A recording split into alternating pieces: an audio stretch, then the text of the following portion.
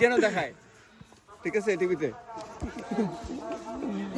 আমি ইলিয়াস হোসেনকে বলে দিচ্ছি ইটিভিতে। ভাইয়া আপনার হচ্ছে এই ম্যাচ সম্পর্কে আমি আপনার 2-4 কথা শুনতে যাচ্ছি। আসলে এটা একটা প্রীতি ফুটবল ম্যাচ, এটা আসলে হারা জিতার কিছুই নাই। এখানে আমরা সবাই কলিগ, এখানে ইঞ্জিনিয়ারিং টিম ভার্সেস এইচআর এবং আদার্স টিমের সঙ্গে খেলা। তো এখানে আমরা ইঞ্জিনিয়ারিং টিমকে আমরা কনসিডারে নিয়েই আসছি, কারণ গতবার তারা একটা হারার ক্ষোভ নিয়ে 1 বছর 1.5 বছর পুষে রাখছে। এটা আমরা এবার আর চাচ্ছি না।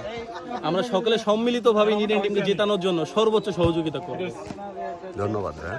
এই ফুটবল টুর্নামেন্ট আশা করি আমাদের সবার মনে আনন্দ দিবে, আমরা সব আনন্দ উদযাপন করবো এই ফুটবল টুর্নামেন্ট থেকে ইনশাআল্লাহ। আমরা সব জায়গায় খেলি না, আমরা আসছি, তবে ইঞ্জিনিয়ারিং টিমের সাথে আমি কী খেলবো বুঝতে পারছি না। সাধারণত এটা রাষ্ট্রটা খেলা না, এটা বলে একটা মানে পুতুল খেলা। আমরা আসলে এই মাঠে খেলি না, এই মাঠটা আমার পছন্দ হয় না, মানে আমার খেলা হবে না। হ্যাঁ ঠিক আছে, তারপর দেখতে থাকেন কি হয়। কতগুলো গোল দেওয়ার চিন্তা ভাবনা করছেন এই মুহূর্তে? আসলে গোল কোনো ফ্যাক্ট না, গোল তো মনে করেন মিনিটে মিনিটে হয়, কিন্তু আমরা যদি দিব না ইচ্ছে করে, কারণ এই মাঠে গোল দেওয়া না দেওয়ার সমান কথাই ডিল করতে পারে। ভাইয়া জি আপনি বলেন আসলে কয়টা গোল হওয়ার সম্ভাবনা আছে? আপনি বলেন আমাদের ব্যাপারে। ওই তার কথা তো না, সে তো এই মাঠ দেখার পর থেকে তার অন্য রকমের চিন্তা ভাবনা আছে। আপনাদের ভিতরে কি কোনো প্রকার হতাশা কাজ করছে এই মাঠটা দেখার পরে, মাঠের ওয়েদার দেখে?